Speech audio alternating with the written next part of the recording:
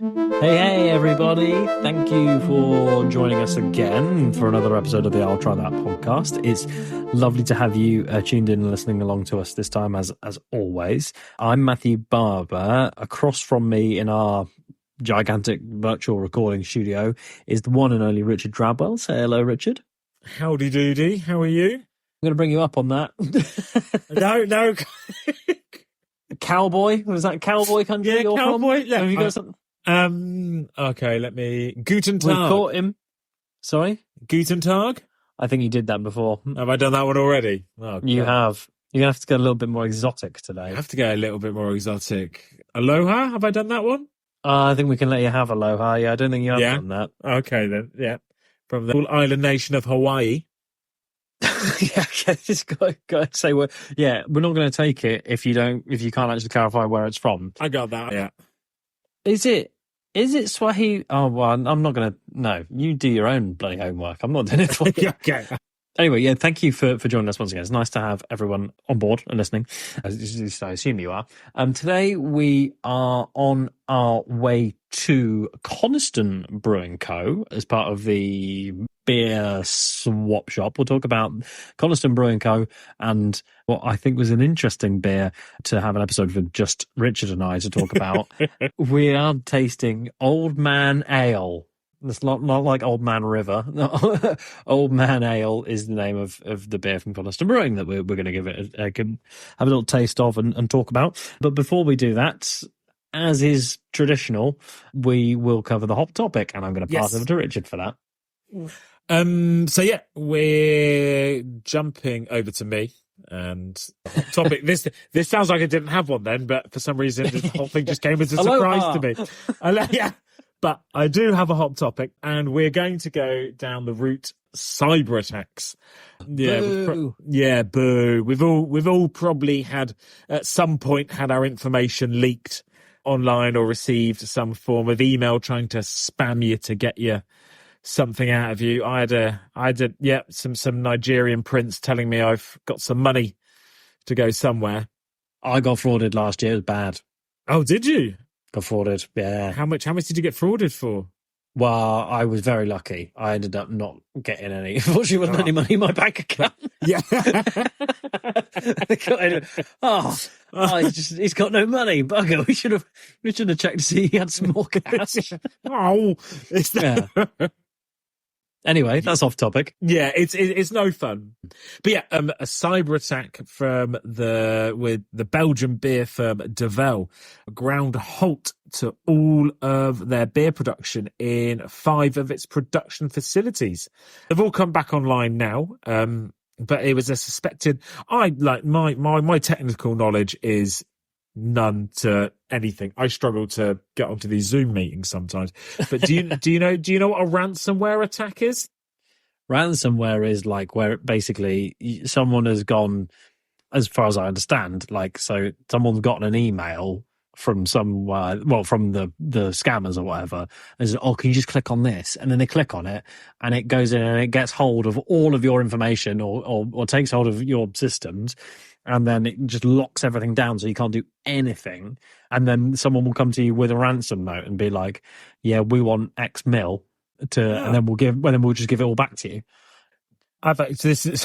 So this happened to us at work recently. We keep getting from our company, the company I work for, keep sending us emails with basically, if you click on the link, it goes, haha, I should have clicked on this link. It could have been as a test sort of thing. But this really, this really backfired on them because we all received. All something like 200 people in the council all received an email going, you've got to update your passwords. But it was from a company we'd never seen before. And everyone was like, don't need this and everything like that. So like 85% of the council employees all deleted this email that they needed to change all the stuff. And then they had to reset the system, which cost them quite a bit of money because in all fairness, they'd prepared them so well to repel these emails. They saw anything slightly off. I suppose that's better than getting frauded, to be fair. Yeah, that's it. But it sounds like that they're back on the grounds, but it does mean there would be a slight delay in Devel coming to the shelves. I can only imagine it's going to be a day or so that there might be Devel lists. You'd have thought, and that's just everyone's going to have to. I mean, I'd quite like that you almost said of this horror story you got in early on and said to the beer fans, "No, they're back up and running again now." But yeah, they. It's funny. Also, I just see these things every now and then. I always thought. I mean, I don't know. I don't own a company that's been ransomware or anything recently, but I kind of thought that the idea is. I don't know how you'd have to be a bit real IT whiz to know how you get around some of this ransomware stuff. But I thought the idea is basically that you never ever make the deal because that encourages cyber scammers and all that sort of thing to go like, well, this actually does work. We need to keep doing it and working on it. So because people will pay us the money and that sort of thing. But the thing is, I think when there's so much money at stake, companies do just kind of go, yeah, cool, have the money. We just want to be going again, basically. So I don't know what happened here, but I don't know how you get around it. The idea is that they are just stuffed, basically. Yeah. Well, I suppose do you just pay somebody who's better than the person who's hacked you? I assume that's what happened. And that's what, yeah. There must be loads of money now in the other side of the business, which is the cybersecurity jobs. I think I've got another story about this. Can you tell we don't know that much about it as well? Yeah, we know little or none about cybersecurity. Apart from there used to be, my dad used to look after a lad at a school who got caught hacking into one of the big banking firms. Got caught hacking into it when he was, I think he was like 15, and he got caught hacking and getting into bits and like that. And instead of pressing charges, they offered him a job. So he then gets paid to hack any new system that the banking people put out there, sort of thing. Oh, I think I've heard this story actually. To be fair, yeah, which is quite a cool way to get a job instead of going to jail, I suppose. Big time. Yeah, it's kind of like the Donald Trump approach, actually, isn't it? They say he is like jail or president, pretty much. Yeah, and I thought it was president, but yeah. Oh God, we can't dwell on that for too long. It's too scary, too horrible. No, yeah. But well, no, I mean, it's a shame, obviously, to hear of any brewery getting that done. You wouldn't have thought it's obvious. It's like a new problem for a brewery, isn't it? The potential for a cyber attack, because it must be that their computers, the computers are in control, I guess, of all of their brewing equipment, monitoring like temperatures, and there's probably like almost like locks on the equipment to then like transfer it through onto the next stage and that sort of thing. If you're going and filtering stuff, yeah, computers just on all over everything these days, aren't they? Well, that's it. Yeah, I think that's the issue. As much as people moan and want to go back to the Stone Ages, I think we're probably going to see a lot more of this happening, and it probably happens a lot more than we realise as well. Yeah, that's true. I mean, the targets for Deville, however we used to say it, you'd have thought they'd be a bigger target because they're a decent sized brewery. But yeah, there's probably even like a bit of a sweet spot, isn't there, for not too big, not too small, big enough to actually to make the scammers a load of money, not so big that, I can't imagine AB and Bev are going to just roll over if someone goes and hacks them and that sort of thing. But I don't know. Yeah. That's the short answer. I don't know. Yeah. But, as you can tell, we don't know anything about cybersecurity. We're not in danger of getting a job. yeah. Well, anytime soon, are we? Yeah, I don't even think a brewery would hire us for our beer knowledge either. Yeah. So good. Well, on a cheery note, we'll see if we can improve things a little bit. We're going to talk about Coniston Brewery and particularly Old Man Ale. So actually, I'll admit, I was not that familiar with Coniston Brewery, and I assume Coniston, as I understand, is up the north of England. So because I think it's in the Lake District, Coniston, isn't it? Famously, yes. I think it's the brewery next to a famous pub in the Lake District, the Black Bull, I think. So I can't remember what particularly made me reach for this one, other than the fact that obviously Richard and I have had some disagreements over beers, and some beers that I have liked have been labelled by Rich as old man beers. So I thought I would try and get him to taste an old man beer, and I either convert him or just bring down his righteous anger how much he disliked it, basically. So I've just got to worry you're going to ruin my Sunday evening, and I'm just going to go to bed angry and bitter.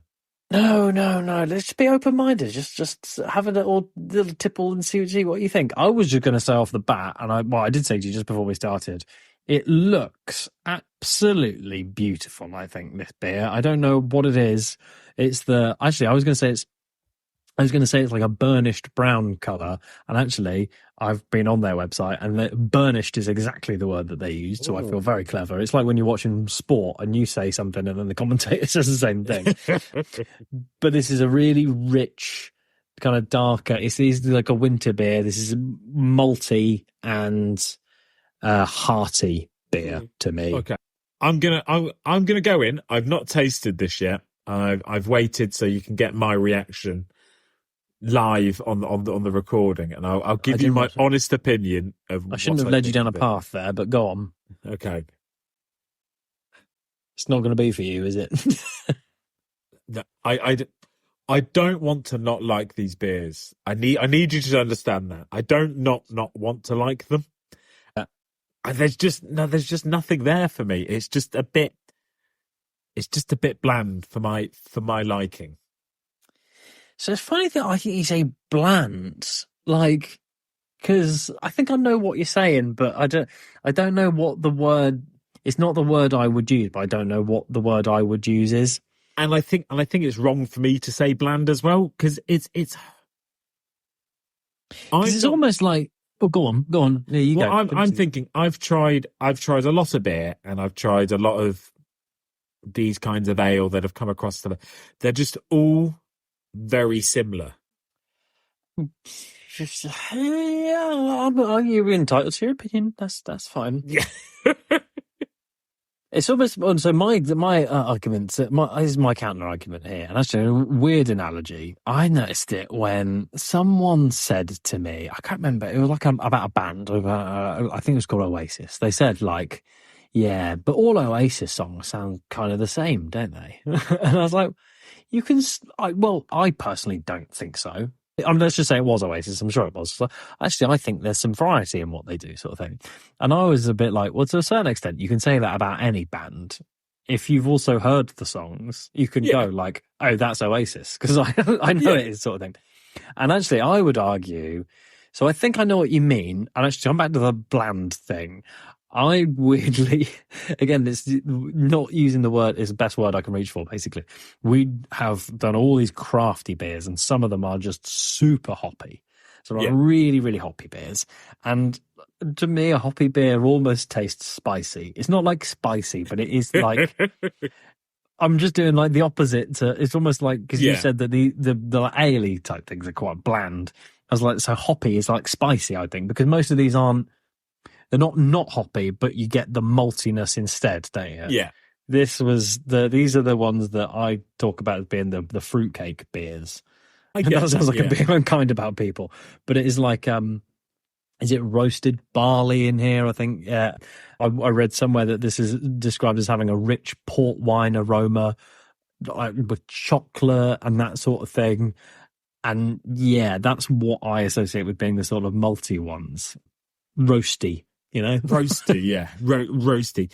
I don't know. I think the thing is, I like the imagery of what an ale is. I like the imagery of sitting in a pub with some old boys drinking an ale, and I really, really want to like that. So I think, and I really want to. If I can find some, like, the thing is, it's not bad in any way, shape, or form. It's not bad. It's just not for me. That's fair enough. I can't really disagree with that. But we're also Taylor's is bad. Let's not do it again. This is just because, like, if you're so determined to be wrong, there's no point in me arguing about it. But yes, and actually, so the caveat is that we are approaching 9 o'clock as we drink this, and this is really more of a 4 o'clock on a Sunday type of beer. You have this with your roast dinner or your 3 meat and veg. Yeah. And you know what, I just assumed that this was a best bitter, but I think it's actually is a ruby. And again, that's one that, if you like, then great. to make it more appropriate, my dog's just walked in. so having your dog by your feet while sipping old man ale feels completely appropriate. Hello, little mate. We should maybe talk a little bit more about Coniston in general, because we just picked this one up. I think what I do really enjoy, so I've just been perusing the bottle. What I really enjoy is it says how it's best to be served, which I think is good. So best served at 58 degrees Fahrenheit in a straight pint glass at the Black Bull Inn, Coniston, Cumbria, the home of the Coniston Old Man. Yeah, I was going to say it's the old man of Coniston, isn't it? I think is where the name comes from. And I'm glad, because I said about the Black Bull. And also, sorry, again, another one for the beer aficionados. This is actually a bottle conditioned beer as well. Yeah. So for those people if this is their type of thing, this is a really, really prime example. I'd say they're not exactly fashionable right now, but it is done very, very well here. Hops are Challenger and Mount Hood. Actually, you don't see Challenger. We see from time to time. No, yeah. Mount Hood is not one that crops up a lot. But they have actually got a really nice little selection of other beers that they do.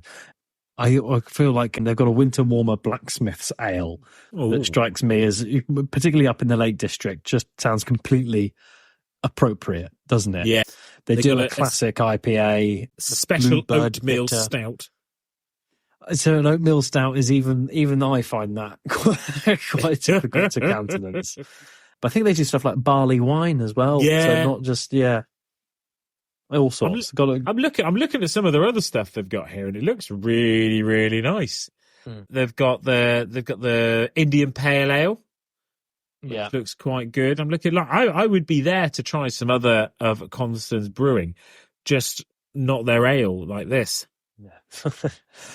There is also a little bit of, I bet, even a cold-hearted craft lover like yourself, if you were in the Black Bull in Coniston and had one of these on draft, I think that would be a different prospect to us having it. And as much as I'm liking it out of a bottle here, I think, it's like live music, isn't it? It's just going to be that, have a bit of an edge. I could imagine. I've just done a day's walking, and the dog's now lying by the fire, and I've got one of these on the go, and you know what? I'd be like, yeah, this is pretty primo right now. Yeah. To be honest, again, even if people listening to this are thinking, well, I may be in the barber camp, and that, I like an ale, I like a ruby and that sort of thing. Or if you're thinking I'm in Rich's camp, and I go, no, it's just fusty old men beer. I don't have enough frayed pullovers to drink that. If you are looking for kind of like an arbiter for your decision making, just go on their website and have a look at their awards. Just more than you could shake a stick at. Like, all from organisations like CAMRA, SEBA, and a few more local ones like Cumbria and Lancaster, like Life Food Awards and that sort of thing. International Beer Competition London, got a gold medal. That was back in 1990, it's going back a little while. But the longest stint they went without some sort of quite significant award was about 5 years. So I don't quite know what happened between 2003 and 2008, but apparently they weren't up to snuff at that point. But the list of awards for Coniston speaks for itself, basically. It is fairly impressive. This came from a beer shop just around the corner from me, so I don't quite know why they were just stocking old man beer other than they heard I was in town. And because most of them do kind of more local stuff. But I'd be very interested to try the remainder of what they've got. I'm just taking a look at the Black Bull pub, and it looks like a great pub to go and visit. This could be another stop for ITT on tour. Is that what you're saying? Well, that's what I'm thinking. It could be quite nice. It's got wood everywhere. The hops up on the ceiling. Yeah, I reckon this is where we go. I'm up for that. And actually, this is one of the. It doesn't come up very often that I'm excited to do the numbers on the brewery. but I can't imagine that they're setting Instagram and Twitter alight. Are you going to have a little look for Instagram and I'll have a look on Twitter? Let me see what I can find. Yeah, I can't imagine it's firing on all cylinders for them, is it? Wow. Wow. Oh, am I? Are you going to put me wrong? I've got the Twitter. If you've got the Instagram. Sorry, it's not called Twitter anymore. It's got X, isn't it? I don't know if they have Instagram. 9.4K. 9.4K? Which was more than I was expecting. Yeah, give me a minute. Comfortably more than I was expecting, basically. Coniston. I can't find them on Instagram. Coniston. Not to worry. I'm sure. Nope. Can't find them anywhere. Maybe they don't have one. Well, to be fair, they don't strike me as a brewery. If you go and have a look through the website and that sort of thing, they don't strike me as a brewery that want to do the really showy thing. So actually, our recent example with Stroud, and I think they sort of shouted what they were about and that sort of thing. I'm getting the impression from Coniston, they're just going, we know how to brew a beer. We don't really need to tell you about it. We know as soon as you taste one, you're going to be quite impressed. Basically. Yeah, you will be chuffed. Yeah, so really lovely. I'd be very interested to get up that neck of the woods and try something. But this was a lovely drop, and I can appreciate why it's an acquired taste. But there's certainly enough impetus off the back of this to go and try some of the others, if you ask me. No, definitely. I would like to try some other stuff. Just not this. That's as diplomatic as I can be about it. Yeah. All right. There we go. Real. Nailed it. And that's all we have time for this week's episode of the I'll Try That podcast. And so from me, Joe, Rich, Barbara, and Simo, goodbye. Don't forget to follow us on Instagram, Twitter, I'll try that podcast.com, and watch us on YouTube. Goodbye now.